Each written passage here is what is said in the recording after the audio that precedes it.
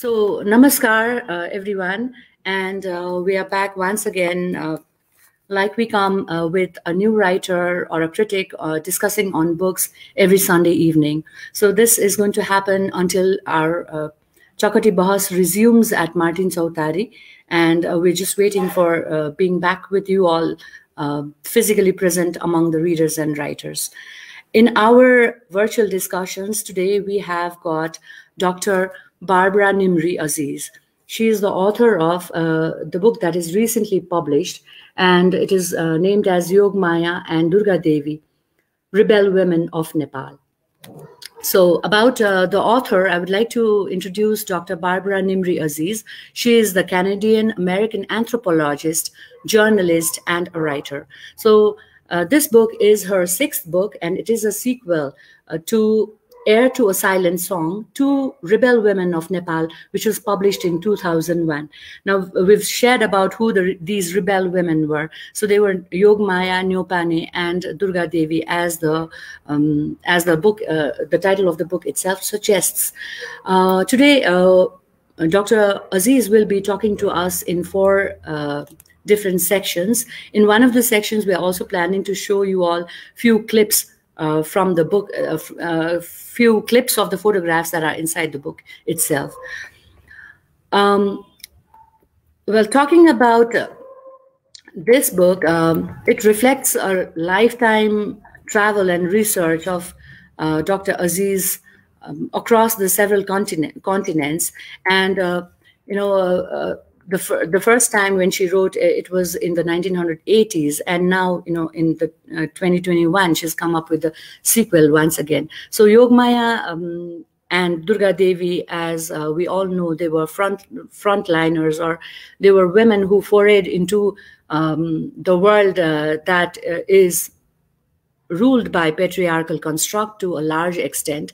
And reading this book, I felt that, this book is not only talks about something that happened some 80 years ago, but it is timeless. And even if you look at the condition of women and what they are trying to live up to, foraying into the man's world, the supposedly man's world, we're still not very far ahead. So this book also, you could, after reading this book, you can relate a lot of, the past and the contemporary Nepali time, and the things that are happening at the moment. So I would like to ask Dr. Aziz to be here with us. Dr. Aziz, welcome to the program, and I hope you have a wonderful time. As we audience are looking forward, I hope there are lots of readers that are going to turn out today. There are lots of scholars and writers themselves who are going to be here with us today. And you have 45 minutes of time during the presentation. We will also be showing your clips from the book itself. And then we had our speaker, Pranika Koyu. Unfortunately, something unfortunate has happened, or untoward, let me say. It's not a state of panic, but she has some personal affairs to attend to. So hopefully she will join us later during the show. Dr. Aziz, the floor is yours. Thank you very much, Saguna Shah, and thanks to bOOkaholics for hosting me. It's morning time here in New York, and I'm just having my coffee, so I feel very relaxed. I want to wish all of you in Nepal, well, anywhere who's celebrating Valentine's, a happy Valentine's with your loved ones, whoever they are. Hold your young ones close to you. Also, a happy Losar Tashi Deli, to our Tamang friends, our Sherpa, and Tibetan. It is the Tibetan Sherpa Tamang New Year. So that's an auspicious context in which to have today's program, I think. Tamang New Year. So that's an auspicious context in which to have today's program. We seem to have a delay here, so I think our engineer will sort that out. In any case, Yogamaya and Durga Devi, what I'd like to do to start is just describe them very briefly. I can talk endlessly, I think, about them, but much more is available in the new book. That's why we write books, so that you can share them by examining them closely, looking into them, criticizing them, commenting, and asking new questions. So I won't go into that those details too much. And of course, we have the famous now novel Yogmaya by your esteemed novelist Niharika, Neelam Karki Niharika, that many of you are familiar with. And hopefully we'll have a novel about Durga Devi before long, because these women are generating and they're worthy of generating much more discussion and creative work, especially by my Nepali colleagues. So let me first highlight Durga Devi. Durga Devi Karki Gimeri, she was born Karki in Palakot, Bhojpur. Both of these women, by the way, are from Bhojpur, which is interesting in itself. Why? What was going on in Bhojpur 100 years ago that generated the activity and consciousness of these women? That's number one. In any case, she was sent as a child widow to Marwa in Sankwasaba, just across the Aran River Valley. And I assume many of you know Bhojpur and Sankwasaba are divided, separated by the great Aran River, which is very important to me psychologically, and of course in terms of the environment in which I was doing this study. And she was a child widow, Durga Devi, and therefore spent a lot of time back at her Maitigar in Palakot. But also, of course, she was obliged to live in her husband's house in Marwa, because that's where her rights were. She did not get on well with her brothers-in-law, her Dewar, right? And when it was time for her to have her property, they refused, as many people refuse women today, claiming if they're not married or if they're widows, claiming that, oh, we will take care of you, don't worry, your land is with us, we will give you anything that you need. She did not trust them. She made a very, very important, and I think model relationship with her Sasu, in that they became very close friends. And not only that, they became allies. And so when Durga Devi decided to fight for her land, her Sasu was her main ally against Sasu's own sons. Durga Devi was born in 1918. So she overlapped with Yogamaya. They did not work together. She was not a devotee like many women in the area. She was not a devotee of Yogamaya. And she passed only in 1973. These are the Gregorian calendars. I leave you to sort that out. 1973 was only 7 years before I arrived there. And I worked with her former cook, who told me, because her cook, Dahal was her name, I'll think of it in a moment, but she had been living with Durga Devi for some 20, 25 years. And so she had intimate details, not only of Durga Devi's private life, but of the events. Durga Devi, somehow, we have to find out how, she learned to read and write, because in the 30s, 40s, 50s, when she was active, of course, there were no schools there. And there was one boys' school in Dingla, but that was for young fellows. She probably learned from her father, who was a tax collector and may have been a bit of an unsavory fellow. In any case, she not only learned to read and write, she learned court procedures, and she accompanied her father to the courts and knew from him the procedures. And so when it was time for her to claim her own rights, which were denied by her brothers-in-law, and to claim the rights of other people who she supported, she worked in the courts, and she was very successful, very successful. And well, the story ends with her passing in 1973, but by then, before she passed, and again with alliances with her Sasu, who had passed earlier, of course, she was very wealthy, and she used her wealth to support the community called Manakabana, where I studied and where I met many of the survivors and former followers of Durga Devi. She also came to the aid of a young girl who was raped, and she supported that young woman who lived in Kanbari. And the little girl also, Durga Devi, saw that the child, when it was born, had full support for her education and so forth. So finally, like Yogamaya, but in a different way, Durga Devi was essentially sidelined. She was called troublesome. People didn't like her. They talked about her violent responses to the men who she felt exploited her and tried to control her. And she was dismissed. And I was advised not to bother about her because she was such a troublemaker and she was crazy. And, you know, these days, women who don't fit the stereotype and who challenge authority are either dismissed in that kind of way.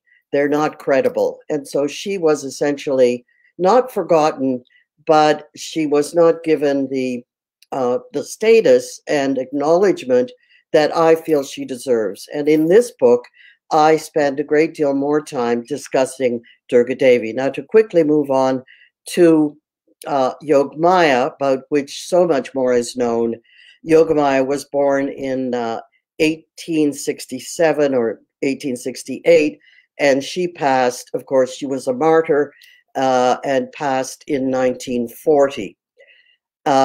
And again, I did not meet either of these women, but Yogamaya's followers, many of them, of course, many passed with her, martyred in the Jal Samadhi in 1940, but many others, more than 30 or 40, by the time I arrived, were living in a place that was again provided by Durga Devi, and they were living in the Kuti by the Aran River.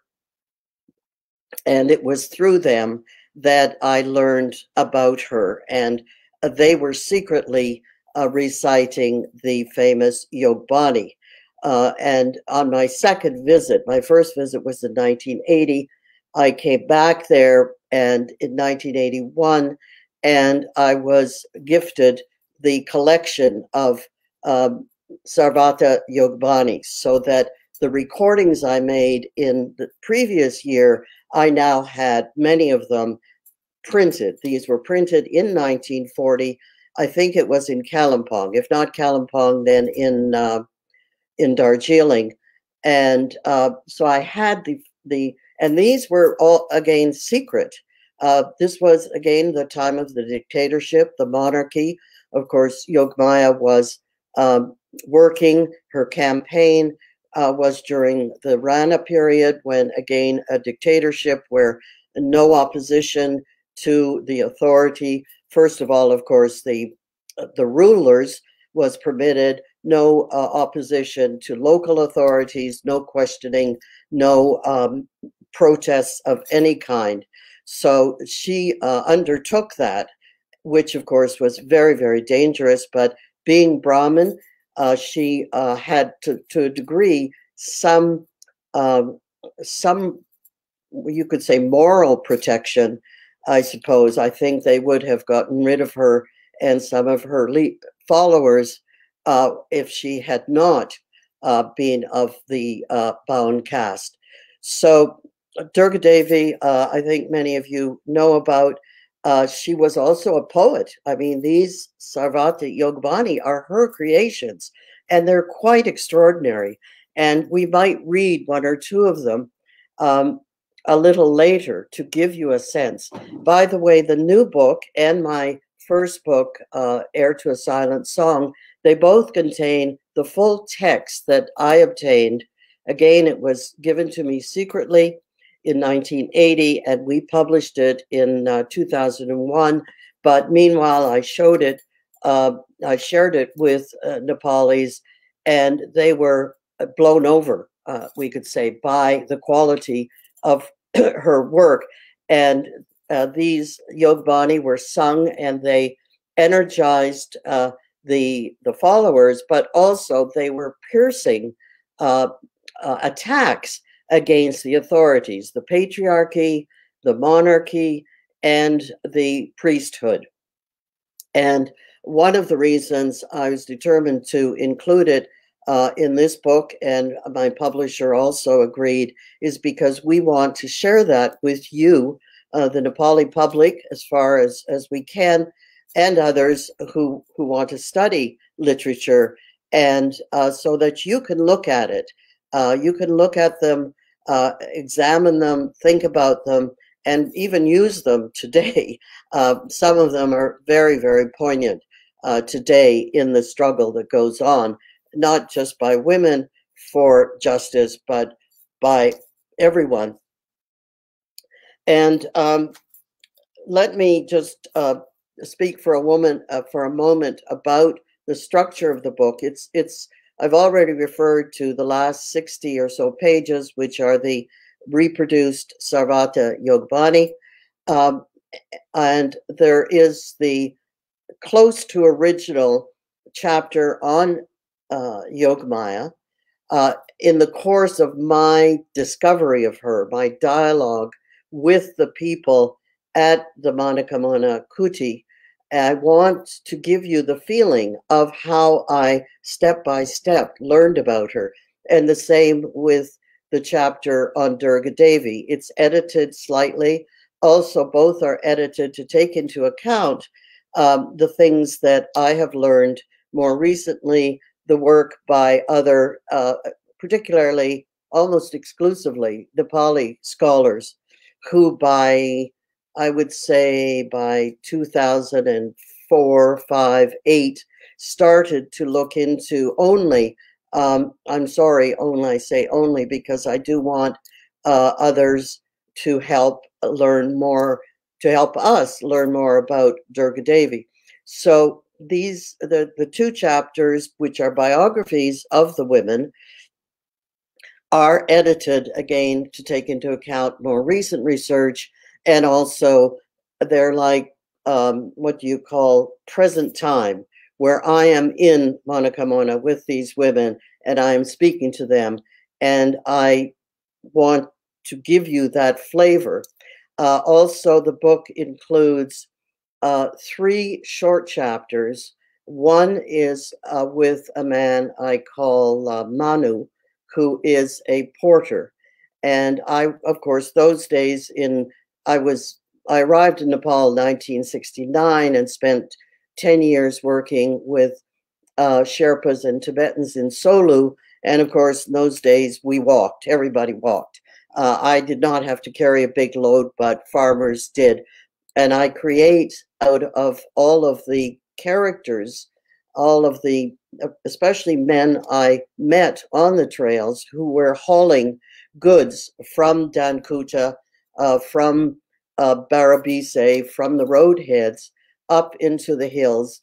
And Manu is a character who I felt great sympathy or empathy for. So there's a chapter on him. These are short. Again, these are I would call semi-fictional, because they're based all on my experience, direct experience, but I had to create them to a degree. And the second one, I think, is Lakshmi. She is a blind child who was raped by a local school teacher. That, again, is based on fact that I learned when I was living in Kadbari and in that area. And the third is a child called Maya, I think that's her name. She was sent as about the age of 10 from her village to Kathmandu to work in the carpet factories.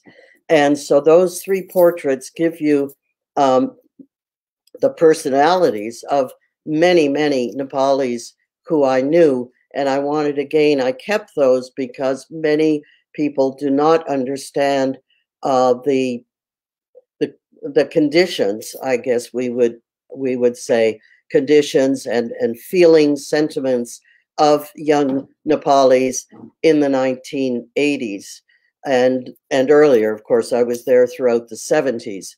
So I also retained those. And I'm very pleased that two of my reviewers, Professor Anna Stur, who works in Nepal and is a musicologist, anthropologist, and she describes my book as genre bending. It's a biography and a memoir, and I'm very pleased. Now, this book is, you can pick it up anywhere, any chapter. You can start with Manu, or you can go to Lakshmi, or Durga Devi, the chapter on Durga Devi, or you can go right to the Yogbani at the end. But the first two chapters are also something that, you know, as we get older, we reflect, we're able to talk about our personal experiences, our own awareness of being women, of being people who are concerned with justice for ourselves. We're fighting always for our own rights, as well as the rights of others. And I had a kind of awakening. And also, I had 50 years of experience in Nepal to see changes there and to try to assess what I was seeing, to try to assess the corruption, the patriarchy, the democracy, and the expansion, the explosion of women, educated women in the society. Also, Kumari Lama says of my book that the campaigns left an impact against Hindu orthodoxy and corruption, exploitation, wherever these women voices were heard. Also, Sarah Snyderman, who works in Nepal and has, again, an anthropological background, she says that I traverse, or the book traverses, the worlds of history, ethnography, fiction, literary criticism, biography, and memoir.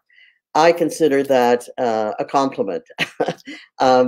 This is not a chronological story, and so it's very unusual in its structure. And as I say, you can jump into the book at any point that you're inclined to. And I invite those of you who want to look at the poetry to go right to the Sarvat Yogabani, and perhaps from them, you as I will jump in and ask, who created these? Who created these powerful attacks and analysis of the culture? So with that, I'm going to move to the next point. And by the way, much more you can find on a new website, which is being created by my colleagues here and in Nepal. I'm very, very pleased because we've got lots of pictures from that period. Sandesh Tuladar, Maria Toft, and John Bachman have created BarbaraNimri.com, and I'm just feeding them lots of articles and photographs from these 50 years. And I should also acknowledge the help I had from the Nepal Photo Library, I think it's called, Nepal Photo Library. They are digitizing all kinds of photographic material which is given to them. So I have donated them as much as I can for my slides and photographs and old 35 millimeter, and they gave me a copy, but all of this is archived. in Nepal for future use. So you can go to barbaranimri.com at any time to enjoy this with me. I should say that I took 10 years, 1980, 81, 82, 83, 84, I returned to the Aran River Valley to work with the Bhaktini, who were my primary sources. I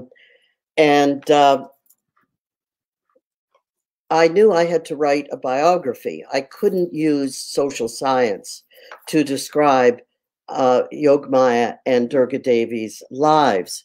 And although I reported at international conferences, I presented 2 papers, one in 1993 or 1992 in Nepal, and one in 1990 in Zurich, Switzerland. These were conferences of academics, Tibetologists, Himalayan social scientists, and historians.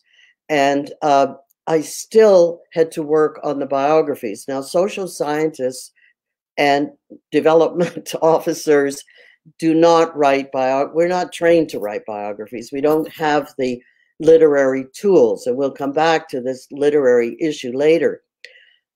And writing their biographies, first of all, you can't write a biography about a political figure like Yogamaya and a rebel like her and like Durga Devi without knowing the politics of Nepal and without being politically sensitive yourself. I mean, you have to, think like what's going on here, the patriarchy, the priesthood. And I was very naive, as many social scientists are, about the wider context in which these women lived. I mean, I went to Nepal, as I say, in 1969, set my feet in a village, Tibetan village in Solu, and I stayed there for 11 months nonstop. I didn't go back to Kathmandu in all that time. Learned to speak Tibetan fluently, collected, again, all of this is published in Tibetan Frontier Families. But my point is, 1970, that was a monarchy. There was no free speech. There were hardly 2 newspapers, Gorkha Patra maybe, and Kathmandu Post, 4 pages, no radio, private radio, TV, nothing, no cell phones, anyway. And, we were taught then, you just go to the village, it's a bubble, and you learn everything you can about it and forget about, they don't tell you to forget, but you become so absorbed. I mean, it's very intense, this kind of what we call something observation, participation observation, we called it. Very intense. And that was how we were taught to really, as foreigners, and not just foreigners from outside Nepal, but even inside Nepal, to become intensely involved in that village. And we did a good job to learn everything going on in the village. But meanwhile, we ignored everything going on outside. And that was perhaps encouraged by the Nepali government, who gave us visas, knowing that we were pretty harmless people politically.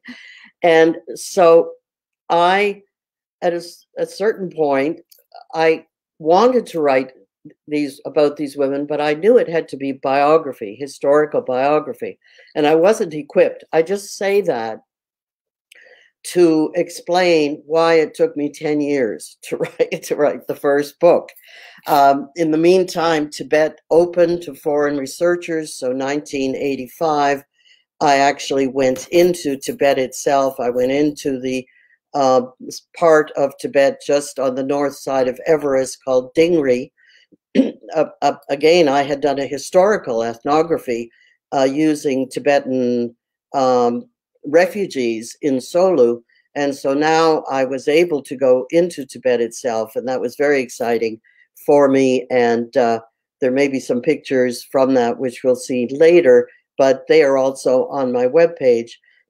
And then various things intervened, but I was still thinking about Yogamaya and Durga Devi. I was gradually becoming more and more political. And at this point, I should bring in Parizat. And I'd like to talk about her at the end when I discuss literature and my life. But my second visit to the Aran River Valley, I obtained the Yogamani in the text, the Nepali text. And I'd been working with oral documents up to then because I did have a cassette recorder. And so we were translating the recordings that I made. And so I really was gripped by the recitation and we translated, I don't know, maybe 8 or 10 that I recorded and transcribed. The second visit, as I say, I had the text. And with that text, I said to my research assistant, Dharma Shrestha, who had lived in Kadbari but came down to the riverside and worked with me, and he was really wonderful, wonderful translator. The women called him Nati. Again, these women were all in their 70s and 80s, and he was like 19. And they loved me and they loved him, and he was a great asset. But I said to him, is there anybody else in Nepal who creates political songs that are sung by the public? And he said, oh, yes, there's a woman called Parizat. I'd never heard of her. Again, totally non-political. I didn't know anything, and I didn't know anything about Nepali literature. And I certainly didn't know anything about a Maoist spokesperson and an opponent of the king. And again, scholars keep far away from communists and Maoists and any opposition characters. So here was I with the book going down to Kathmandu from Aran River Valley, asking my professor friends, do you know Parizat? And none of them would help me find her. Oh, she's sick. Oh, we don't know where she lives. She doesn't spend much time in Kathmandu. And I was staying in a small hotel off New Road called the Panorama, which is no longer there. And a little boy who was working, you know how these kids, 10, 11 years old, work in the hotels even today. He said, I know her. She's my auntie. I'll take her to her. I'll take you to her.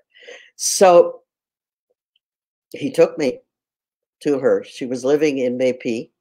And we'll talk a little bit more about her later. But when I showed her the text, it just blew her mind. She looked at these poems. I mean, she's one of Nepal's greatest literary figures. And she'd never seen them before, never heard about them. And she just embraced me and wanted to help me. And she started to her English was very good. And she started to translate the Yogbani for me. And she worked with Murari Aryal, who was also a student of Parizat. And then Sangala, many of you will know him. That's why I mentioned his name. He also jumped in, invited by Parizat to work on these extraordinary poems. And in my new volume, we include, beside the Nepali text, we include the translations. So there you have it. And again, we can come back to this. I'd like to tell you more about my association with Parizat, because that's when I really started to think about the importance of literature. I mean, I had literary documents which were part of the history of this woman, and then to be embraced the way I was by an important political figure, but also a great writer in Nepal was very important. So I want to jump from that now to Nepal today. And of course, we had Friday's demonstration, or was it yesterday, in Nepal, the Darbar Women's March, which was so important. And I believe the demonstrations, protests have been growing since the case also of Nirmala out west, who was also raped and murdered. Of course, Friday's demonstration, I believe, was in response, in that particular case, to the government's ridiculous proposition of a law to further control women. But, you know, here we are in 2021, and we are still faced with so many issues to fight for all of us. But of course, fighting for women is part of fighting for everyone. We're fighting for our children, who include boys as well as girls. And I try to assess in this book to what degree these two women, Durga Devi and Yogamaya, are relevant for political activists today, for writers. And I mean, there's more corruption in Nepal today than there was when Yogamaya and Durga Devi were opposing corruption. And, you know, like, how could it possibly, and here we have democracy. So we can't blame that corruption and the patriarchy of the time on the monarchy and on dictators or on lack of communication. It's so bad today, and the challenges before us are so great, and yet women are well, women are almost, I don't know what the percentage is, but very high percentage of Nepali women are educated, not to mention the tens of thousands of women in the professions. So we still face this patriarchy that is so entrenched. And I see it, and I want to mention it, frankly, in Nepal today, in the way that Yogamaya and Durga Devi are treated today. Now, as I say, there's been almost no public attention. I'm very sorry about this, but anyway, maybe her time will come to Durga Devi. But there has been a lot of attention to Yogamaya before the important novel by Neelam Niharika. There were about 6 or 7 Nepali scholars, all men, who took up my work. I'm really pleased about that, and they give me full credit, and they have befriended me, and we've talked. We see each other as often as we can, and they have been learning more about Yogamaya. Almost all of them are from Bhojpur, and which is interesting. I mean, it's a kind of local national pride with which they embraced Yogamaya, which is good. I mean, why not? I mean, this is their heroine, and they are very proud to say that they are also from Bhojpur, even from Nepaladanda, where she was born. Now, all of them, not all of them, but many of them and their parents, grandparents knew of Yogamaya at the time, and they knew what happened, and some of them knew of her campaign. The old ones would have been gone by 2000. And don't forget, there was a ban against Yogamaya's work, complete ban by the military power, by the Ranas, and then continued by King Mahendra and later on King Birendra. So even people who knew about her would not talk about her. And even when I was doing my research in 1980, 81, 82, there was a priest. Of course, we have to have a priest heading any community of women, like in the Buddhist, Tibetan Buddhist, there's always a male abbot. But anyway, he told the Bhaktini not to help me. He said, do not sing the Bani. He banned the Bani, and he banned them from discussing Yogamaya with me. So there was a complete, she was banished. There was a complete suppression of her work. In any case, jumping ahead, by 2005, the studies started to come out. 2010, more again with the democracy in Nepal, which allowed and free speech and free association. So by 2011, people were doing work. And then going back to patriarchy, I have learned recently, talking with colleagues in Sankwa Sabha and Bhojpur, that while Yogamaya is celebrated, now some of you know there's been a national stamp in her honor. There is a university which has been arranged. I mean, the money is put aside. It's called Yogamaya Ayurvedic University. It's going to be located in Sankwa Sabha near the Aran River. There are monuments. There are crore of funds given to communities in Bhojpur and I believe in Sankwa Sabha to build shrines, to build tourist centers, to build guest houses, on and on and on. But as someone there pointed out to me, he said Yogamaya's political character, her political mission is put aside. And what is being celebrated today is her spiritual accomplishments. She is presented as a holy figure. And as far as I know, no funds have been provided to study her political teachings and the Yogbani. And so again, you have the patriarchy in operation, and all of these men who are fine people.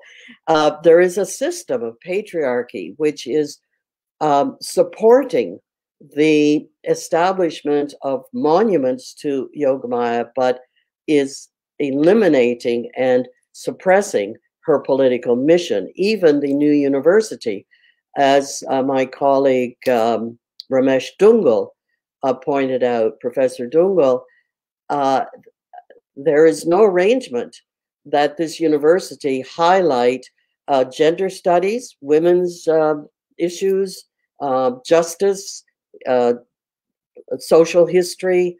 We don't know what the curriculum is going to be. Another point, the committees that are set up to promote the university, to build it, to plan it, and along with also the shrines that have been erected in Majwabesi, the site of the Jal Samadhi, and elsewhere, these are funds managed and secured by men. And again, they are very committed. I can't criticize them personally, but this is the patriarchal system which is coming into play even today to reimagine these women and what they wear. And so I think it's very important. It's very important to me that Parizat embraced me and considered Yogamaya, elevated Yogamaya, and supported people to do research about her. And also now Neelam Niharika. She is the second Nepali woman, and only the second, I'm sorry to say. I've been alone, and me and Parizat, in this struggle. But fortunately, we have a great literary figure committed who has done really first-class research, Neelam Niharika, and she has written this book that all of you know about, called Yogamaya. And of course, she has propelled Yogamaya, and I'm very, very thankful to her. She's propelled Yogamaya into public consciousness, and she's used literature as well as first-class research to do this. So with that, we've come to the third section. How are we doing for time? Are we okay? kind of lost track of time. But we'll use the photographs that have been taken off my new web page, barbaranimri.com, and I'll just review a bit of my life. 50 years is hard, but going to Nepal for my PhD in 1969. Of course, I was young, healthy, and we all walked. Everybody walked. I don't now. I wonder. I stayed up in Solu for 11 months. I don't know how I did it because it's cold up there. And in any case, I did have friends, and when you live alone in a hut too, I mean, you don't have the fire, the hearth, and other people. All right, Barbara, let me interrupt you a little bit over here. I think it's time that we have the pictures shown to the viewers, and then perhaps we can continue, and you can take a 5 minutes break meanwhile, because we are past 47 minutes actually, and I knew that this was happening because the book is so engrossing, and so was your talk. And like you mentioned earlier, that this does not have to be read in a linear pattern. When I was reading the book, I felt that you were leading the viewers or the readers to the next chapter, and we can always go back and forth, and choose from what we want to read. Or is it the Yogvani, or is it about Yogmaya, or about Durga Devi? And there's a complete contrast between the two phenomenal women that you've talked about in the book. Of course, Durga Devi, the lesser talked about, yet is in more par with the radical feminists that we have today, or we have to become today, in order to have ourselves heard. So thus far, it has been a very engrossing talk, and everything is going absolutely fine. We just want you to take a break while Ganesh shows us the pictures. Good. That are in the book. So for the viewers, the pictures are in the book, and this might give you a glimpse of the strenuous research that Dr. Barbara has done, for such a long time. And I'm sure it comes across very vividly rich in the book itself, the amount of time that you've invested in doing the research and traveling across, this part of the world.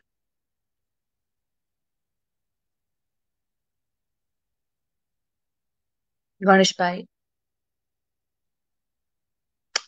Okay. I'll just mention. Yeah, you can talk meanwhile. Yes, I finished college and was very driven to go to India and work with Tibetan refugees when they were coming from Tibet, driven out by the Chinese occupation. And there was a school in North India, and this was one of my classes. I stayed there for 3 years.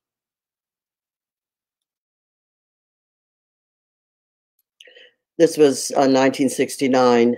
I arrived in Solu, and I was looking for a research site. And this is at Ringmo Pass. And again, I look very healthy, don't I? So we walked. Everybody walked.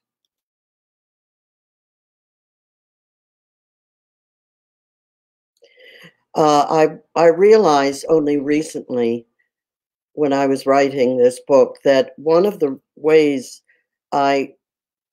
reasons I felt so comfortable working with the Bhaktini in Solukhumbu was because I'd worked with Tibetan nuns. I'd lived with Tibetan nuns in Solu. And this was my great friend, Aningawan Sondu, who again was in her 80s. And the image on the left is a Tibetan yogi from the 12th century. But this is from Tibet, which eventually, again, we didn't walk, but we had horses. It was 1985. Again, the image on the left is an illustration that was provided for me it's of a holy site in Dingri, which was very important to my research. This is Nawang Sondu. Nawang Sondu was the nun. This is Zongbu Sherpa, who was from Solari and accompanied me by foot. We went across the north route from Solu into the Aran Valley. And on the right, he's now living in New York, and we see each other occasionally. This is with his wife again. Aran River. Oh, the Aran River. That was very, very important to my awakening, I think. I love the Aran River. Very frightening, very frightening. You don't go far into that stream. This is Manakamana. 32, 33 women, some in their 30s, but most of them in their late 70s and 80s. Bhaktini.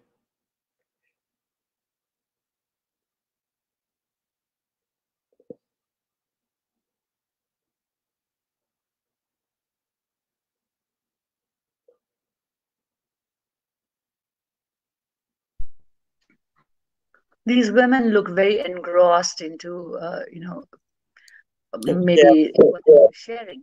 Yes, absolutely. They seem forever ready. The pictures, seem like they were forever ready to talk about Yogmaya or the works of Durga Devi, because that had a lot of impact on them. These were the rice fields. Some of you in Calcutta will know Mepi near Naya Bazaar. And this is where, and the Bagmati River is right there behind, but this was 1981 and was all rice fields, folks. This is outside Parizad's house. These are again rice fields in Majwabesi. This is where the Jal Samadhi took place, 1940. This is this is 15 months ago when I went back there to visit this holy place and pay my respects.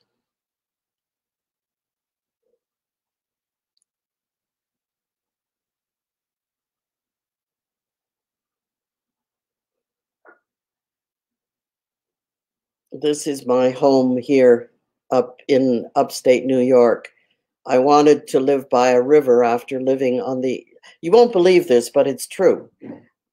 After living on the Aran River and becoming so fond of it, I chose also when I left New York City 20 years ago, I chose to live. I found a river where there's mist in the morning and forest all around. And this is my home. I still live here.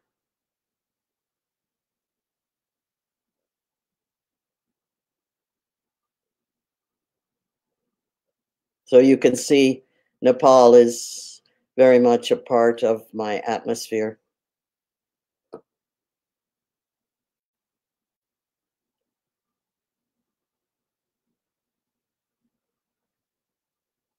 Again, I refer you to my exciting new webpage, which my friends have built for me, and they keep saying, give us more pictures, give us more pictures. So again, thanks to the Nepal Photo Library, I have a lot of my archive digitized.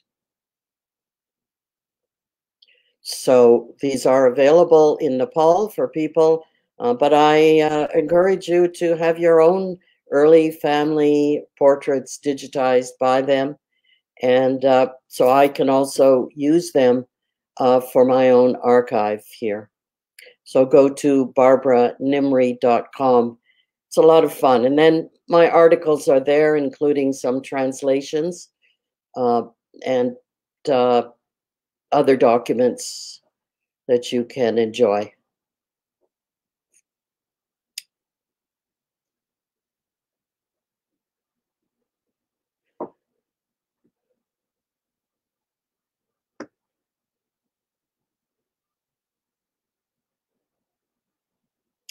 So perhaps, Saguna ji, I can just talk a little bit about literature while we're waiting for questions.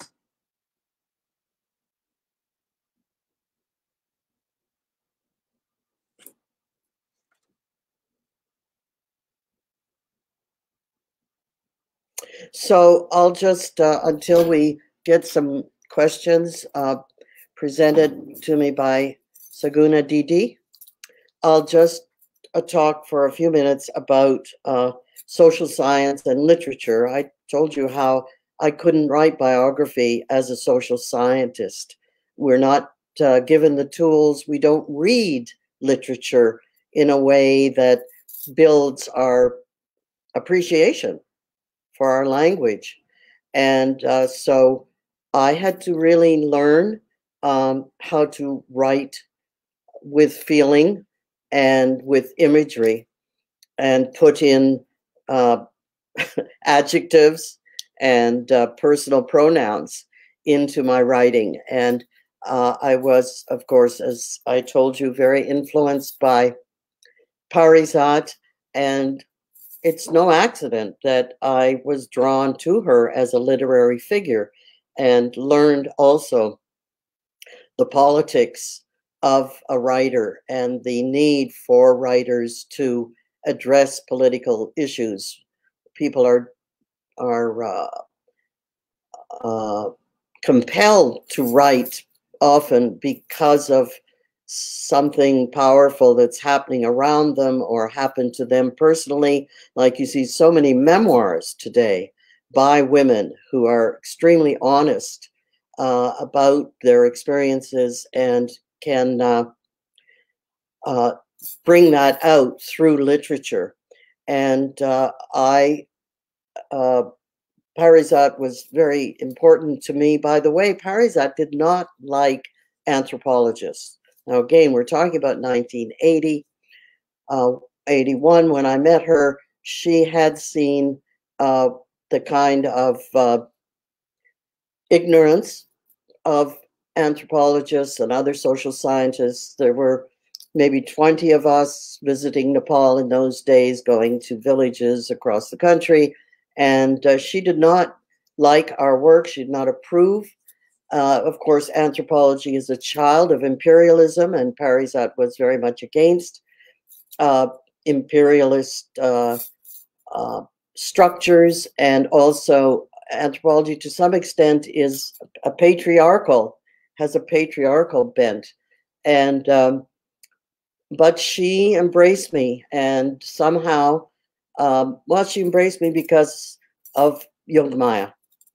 And she therefore had more influence, I think, on me just through her affection and through her respect for Yogamaya. So, and then jumping way ahead now to the last 2-3 years, struggling with my writing, trying to write more powerfully through feeling and reminiscences. And then, fortunately, we all have the benefit of the novel Yogamaya by Neelam Niharika. And it's interesting that I think literature has more of an impact than social science. I mean, look at all the thousands and thousands of volumes of reports and ethnographies and about women today. And in Nepal, I mean, gender studies is an exhaustive thing. It's so pervasive. Everybody's doing gender studies, and yet we have the conditions that we see today in which women are protesting. So this question.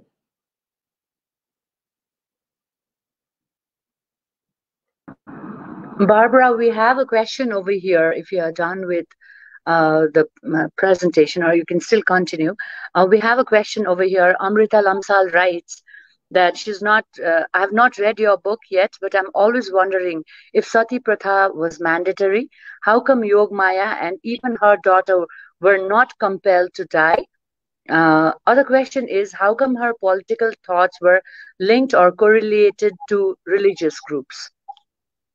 Yes, to take the final part of your question, I discussed this with Dr. Harka Gurung, who was a colleague of mine and who also later encouraged me to return to, I showed him also the Sarvat Yogabani, and he hadn't seen anything like it. And we made some inquiries. He made some inquiries for me. We're talking about 1981, and said, you've got to go back there and talk to these women directly. And we discussed Yogmaya's religious strategy. And she said, he said, the idiom at the time was religion. I mean, that's a very general term. It's hard, but he said, so she had to use religion as the context for her campaign. And this is something to think about. I mean, this is done in other parts of the world too. Religion becomes the idiom. People are invoked and driven, motivated by a certain sense of justice or morality. And of course, her slogan was Dharma Rajha, which I translate as justice for the nation. And I don't know what you mean by correlated to religious groups, except that. And I just urge you to read the Yogbani. Many Yogbani are, I would say, purely religious in that they have to do with her tapasya and her sense of dharma. And if you read those, I think you'll get a good sense of them. Some are very specifically anti-corruption or secular, I would say, and others are in a more spiritual idiom. So you find all of those, and we don't know yet if there is a sequence of those. If she began with more, I would say, spiritual poetry and bani, and if that changed over the period of her mission to become more, I would say, secular, that is specifically aimed at corruption and officials without mentioning anything about her. But she said once, she said, my aim is not the Rana. It's not Sarkar. My aim is 0.0. So if you just think about that, I mean, that is the aim of yoga and of yogis is 0. And she said this. That is very profound, really. My aim is not the king or the Sarkar. It is 0.0. Wow. Regarding Yogamaya and her daughter were not compelled to die. I mean, they committed Jal Samadhi there. And her daughter went with her, but also her brother and her sister-in-law, who were close associates. So I just don't quite understand that question. You need to maybe, read that chapter. And there are a lot of details by others also of her martyrdom on the river. And I think too much attention actually has been, it was so dramatic, of course, her challenging and doing it secretly at night, committing Jal Samadhi there on the river with 67 of her followers, including her close relatives. And sati, of course, was not mandatory and had been officially banned at that time. So maybe go to the next one.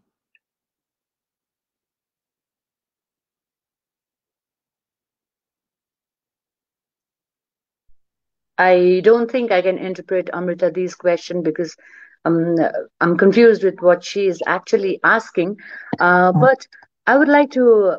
Okay, so Kumari Lama has something to say over here, and she asks, I'd asked Kumari ji, I'd requested Kumari ji to step in if in absence of Pranika, but seems like she's not seen the message. But she's got a question over here.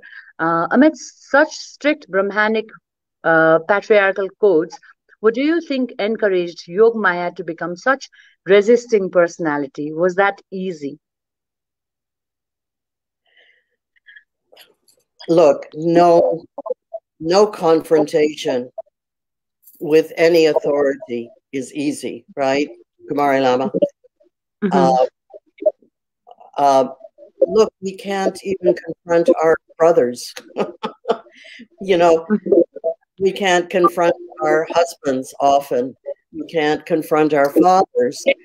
I mean, we love them, but it's very difficult to challenge them.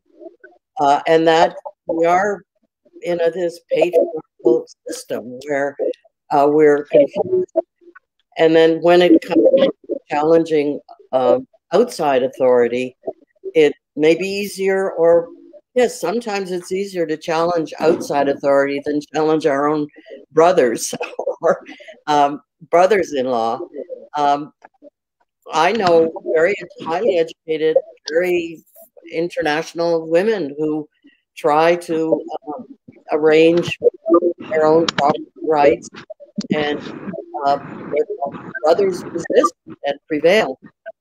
But I mean, the greatness of a person is the degree to which they find courage to persist.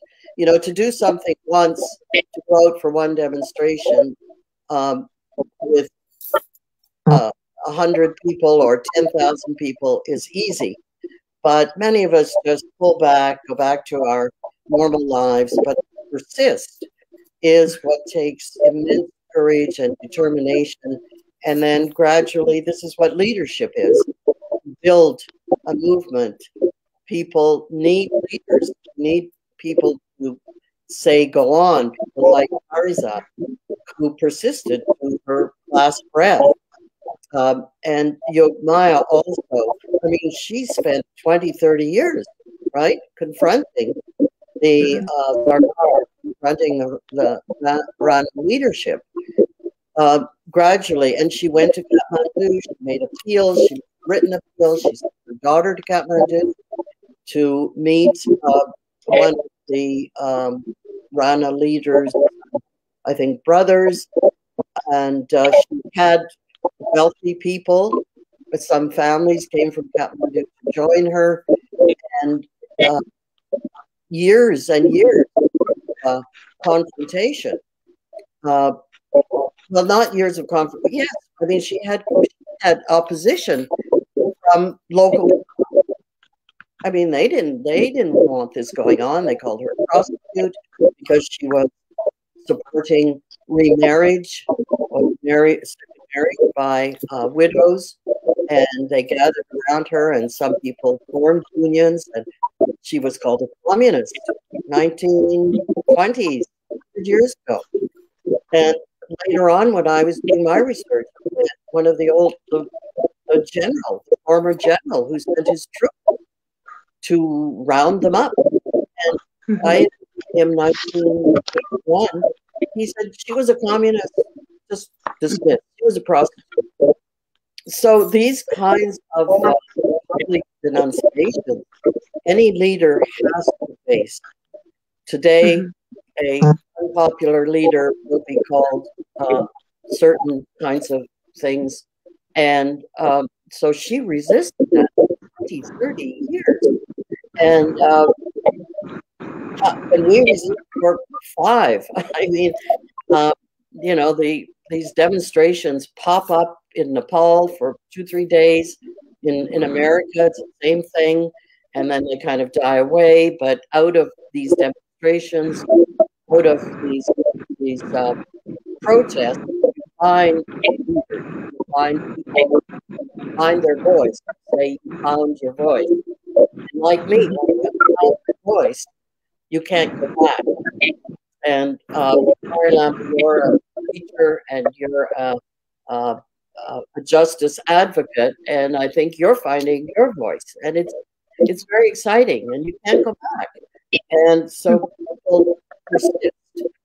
I think you are true leaders, and you face opposition. You face them from your family, your husband, your children who say, "Mommy, mommy."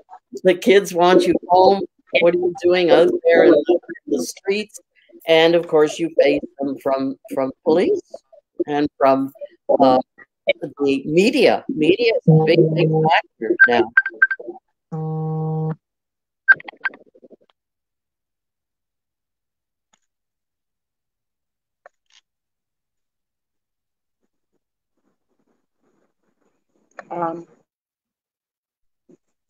Dr. Aziz, am I audible? Yes. So, would you like to share? Like, I was really interested in the Yog Vanis.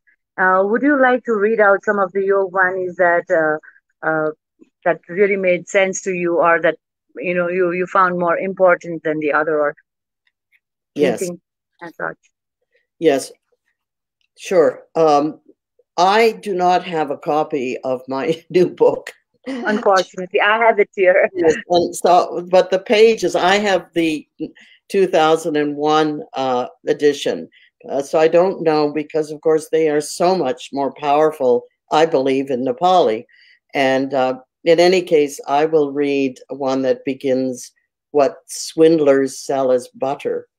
And again, this has even more meaning for Nepalis, because you know what is incense. You light the incense every morning in your home, and you have a sense of what that means.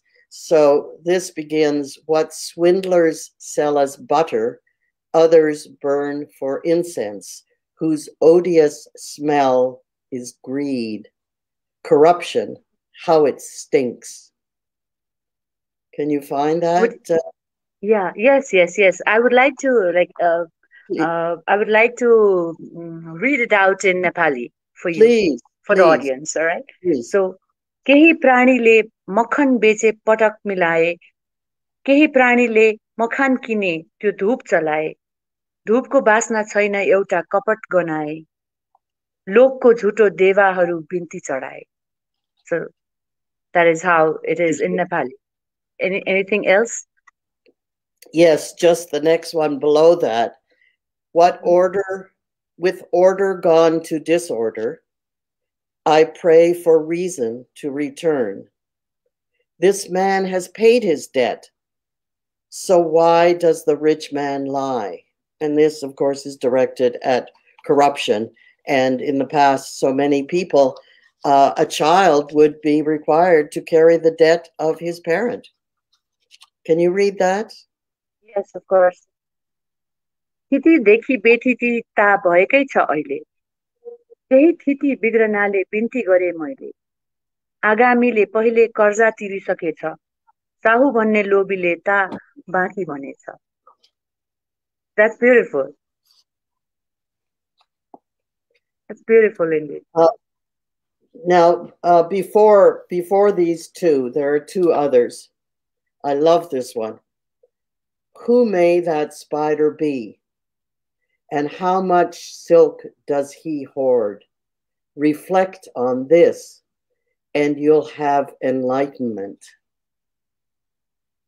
यो माकुरा भित्र को होला? कति छ है माकुरा धागै, धागाको त्यो पोला, यो विचार गर्ने को होला? चैतन्य जीव जो होला.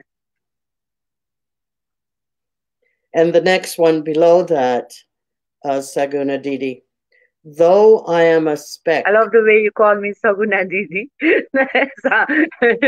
Sounds good. Yeah, please. Although I am a speck, I'm just a speck, I petition you, be informed about our conditions. We have no benefits, no help. As long as there's injustice, I petition you.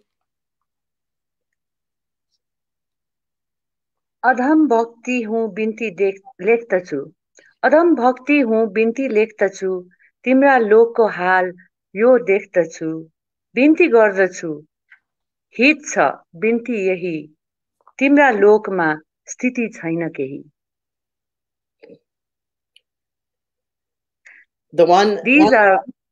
One more before that. This is very powerful also. And I'll read it in English. Before, I owned a caste belonging to Brahmin clan. It's just the one before, okay? Yes. Before or earlier, I owned a caste belonging to Bawan clan. Now, look, I have no caste. Oh, I chucked it there in the hearth, in the fireplace. It's ironical that we are still fighting for the caste discrimination that she talks about some 80 years ago. So as I reflected through, as I was reading through the book, I was like, I really had a question, like, where are we heading? What have we got? Do the citizens, bequeath what belongs to us, or do we have to make an entire struggle lifelong, to get the things that should have been our basic rights? So I'll just translate this. Agi mero jat thiyo, Brahman kulayma. Agi mero jat thiyo, Brahman kulayma. Mahile mero jat छैन. Mahile mero jat छैन. राख्छु चुलैमा. So that, I think, says about the Brahmin culture, the priesthood, and a lot about the sanctity of the Brahmins. So I want to read that once again. Agi mero jat thiyo Brahman kulaima. Agi mero jat thiyo Brahman kulaima. Ahile bhaneko होला यो, but there's a slight typo over here. Ahile mero jat छैन, राख्छु चुलैमा. Now, again, especially I think Western people might not appreciate that she throws her caste in the fireplace, which is holy in any home in Nepal, whether it's Buddhist or Hindu. The fireplace is holy, and here she's throwing her caste into the holiest place. My God. Barbara, I have one question for you.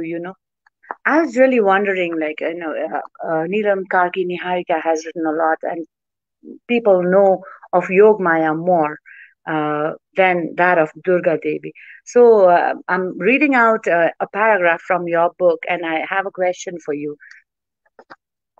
Durga Devi's fight directed elsewhere. So it was completely contradictory from what Yogmaya, her forerunner, questioned. Okay, so Durga Devi's fight was directed elsewhere.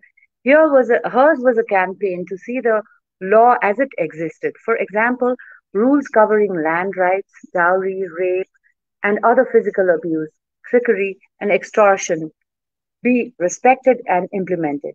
She found ample reasons to concentrate on injustices around those laws. Corruption, graft, bureaucratic laxity, and incompetence, and abuse of caste privileges were common in 1960. I don't think we've reached anywhere in 2021. And this is deeply saddening.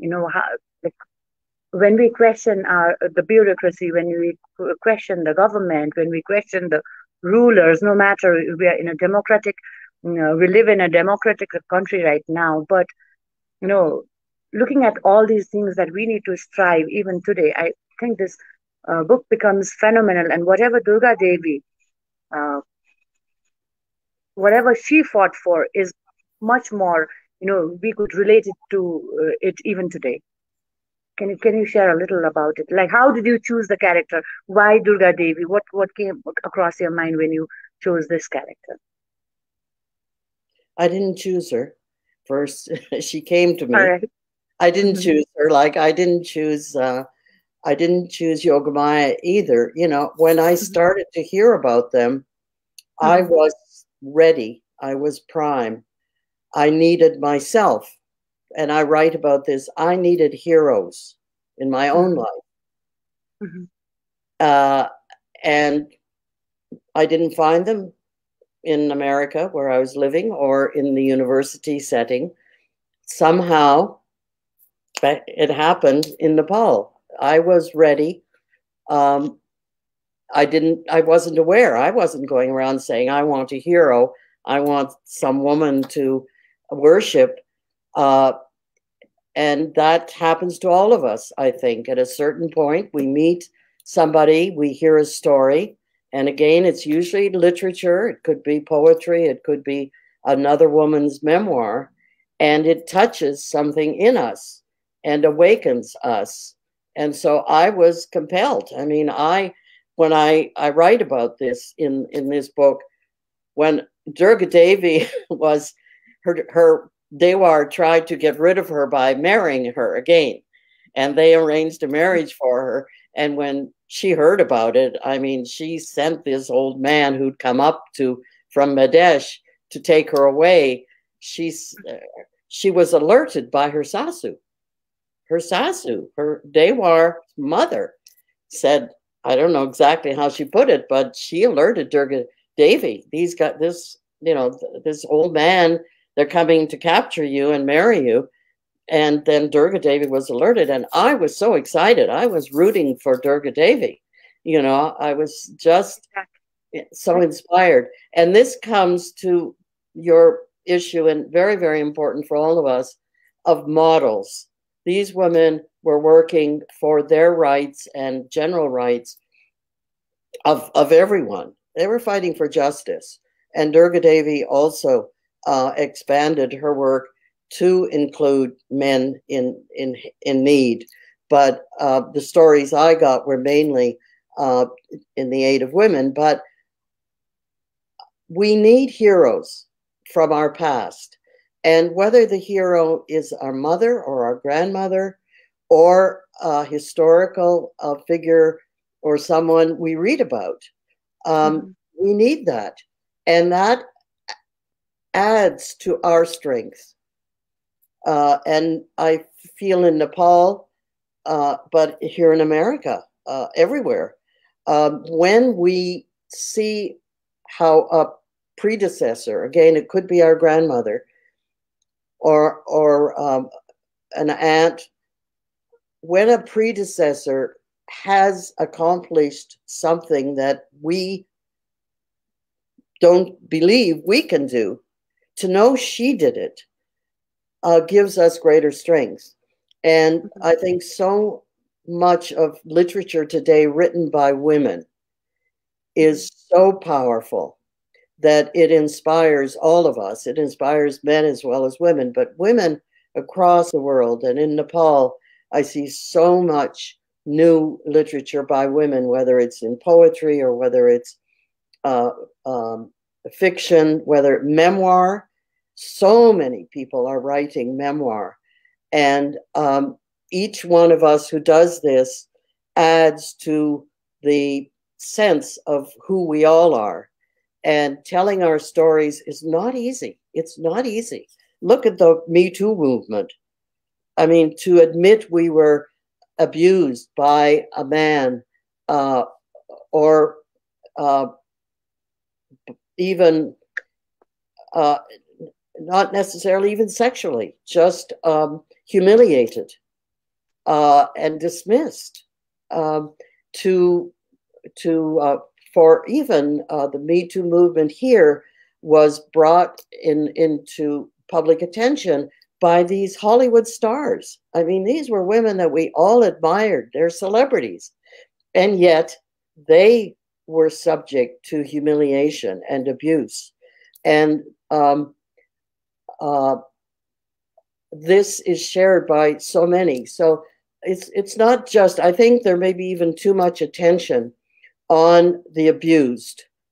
And it's not just abuse, it's little things of humiliation, feeling we're not quite appropriate, we're not quite ready for this job, resisting our fathers a little bit, pushing them, pushing our fathers, pushing our brothers, and not giving in.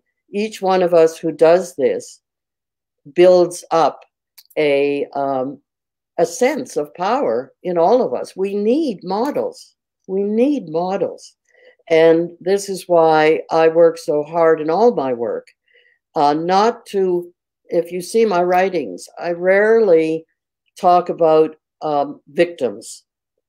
I look at the heroic side of an experience and how a person overcame. And this is what I need in my life. And I think we must be careful because the patriarchy, including patriarchy by Western women, encourages non-Western women to tell their sad stories of abuse, of exploitation, etc. This is part of the patriarchy. They want to protect us. They want to sympathize with us. I don't want their sympathy. I don't want their protection. And I want to find my own heroes in my own culture. And I could only do that with hard work.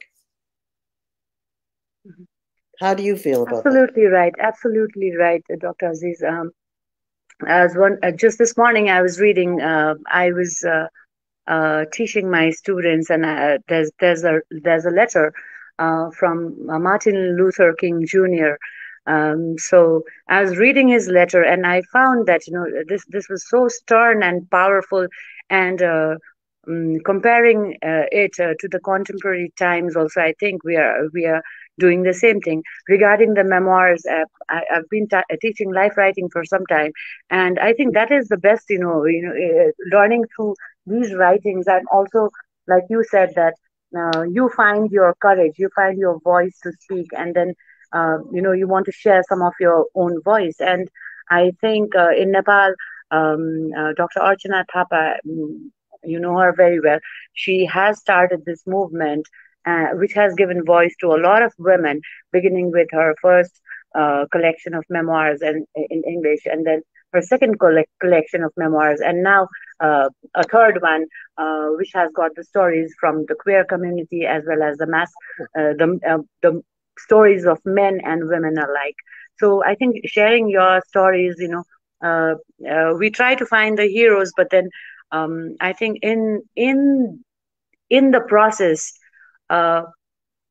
we even get the courage to become a hero ourselves.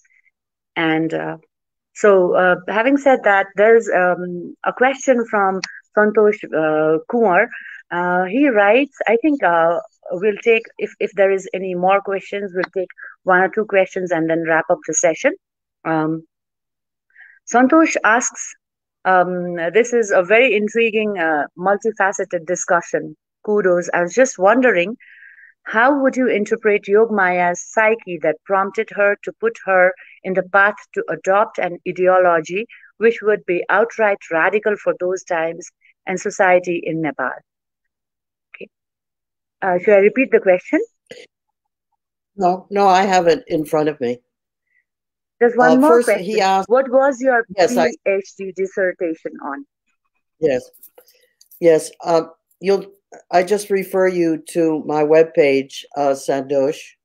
My PhD was published as Tibetan Frontier Families, and you'll see that on my webpage, barbaranimri.com. As far as interpreting Yogamaya's psyche that prompted her mission, campaign, I think we can only address that with literature.